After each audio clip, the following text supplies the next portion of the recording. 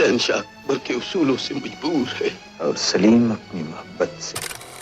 5 अगस्त 1960 वो तारीख जब भारत के सिनेमा घरों में एक ऐसी फिल्म ने दस्तक दी जिसने हिंदी सिनेमा की परिभाषा ही बदल दी। उस फिल्म का नाम था मुगले आजम।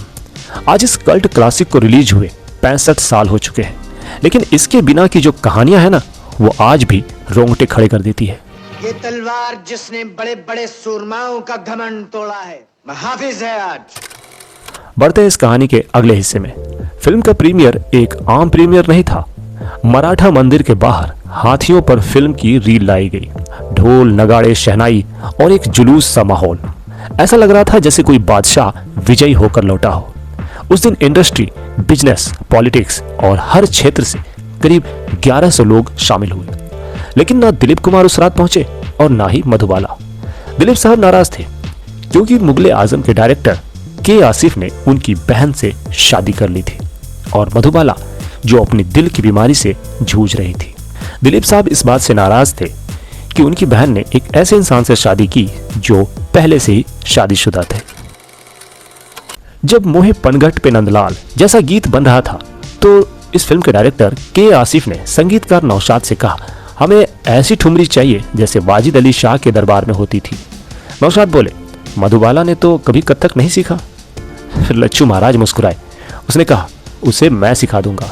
और सच में घंटों की मेहनत के बाद मधुबाला ने बिना किसी बॉडी डबल के वो गाना ऐसे निभाया कि आज भी हर नजर उस पर ठहर जाती है।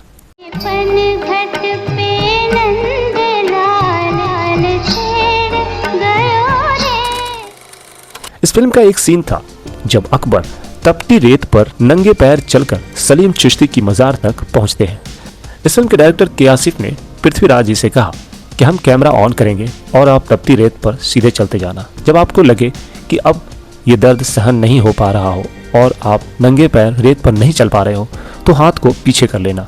हम समझ जाएंगे कि अब आप नहीं चल पाएंगे, मैं शूट रोक दूंगा। शॉट शुरू हुआ। गर्म बालू पर चलते हुए पृथ्वीराज कपूर आगे बढ़ते रहे। ना कोई इशारा, ना कोई शिकायत। कट तब बोला गया जब डायरेक्टर के आसिफ ने खुद उन्हें रोका। देखा गया तो उनके पैरों में छाले पड़ चुके थे, लेकिन सीन ऐसा बना कि दिल तक उतर गया। लश्कर में पैदल चलने की मन्नत तन्हा की है। आखिर इस फिल्म में एक युद्ध का सीन फिल्माया जाना था, सलीम और अकबर के बीच।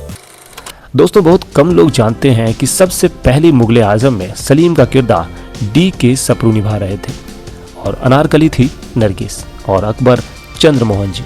लेकिन 1949 में चंद्रमोहन जी का देहांत हो गया और फिल्म रुक गई। सालों बाद जब डायरेक्टर के आसिफ ने दोबारा इसे शुरू किया तो बनी इस फिल्म के म्यूजिक डायरेक्टर नौशाद को डायरेक्टर के आसिफ ने ऑफर किया कि आप मुगले आजम का संगीत दीजिए। नौशाद ने कहा, मैं व्यस्त हूँ, तबीयत भी ठीक नहीं है। फिर के आसिफ ने जेब से 1 लाख रुपए निकाले और उनके हारमोनियम पर रख दिया। नौशाद नाराज हो गए। उन्होंने गड्डी उठाकर फेंक दी। नोट पूरे कमरे में फैल गए, लेकिन आसिफ मुस्कुराते रहे और बोले, जिद मत कीजिए, आप ही संगीत देंगे। और फिर दिल पिघल गया। नौशाद ने कहा, पैसे बाद में लूंगा, पहले संगीत अब मेरा वादा है।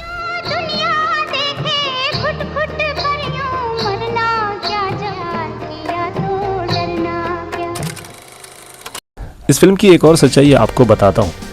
पृथ्वीराज कपूर के लिए जो जूते बनवाए गए उनकी कीमत थी उस वक्त 4000 रुपए।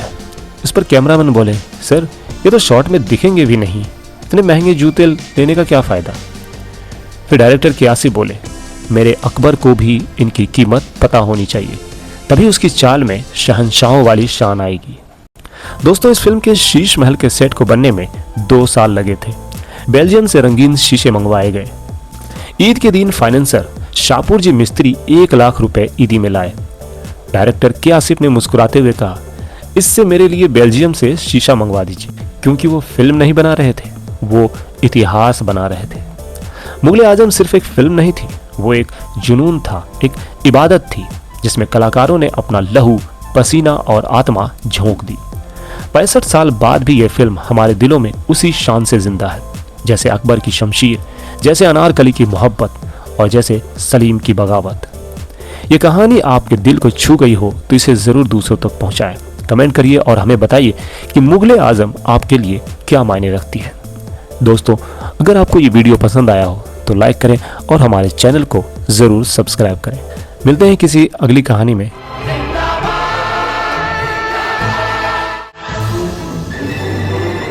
मौत मोहब्बत से करीब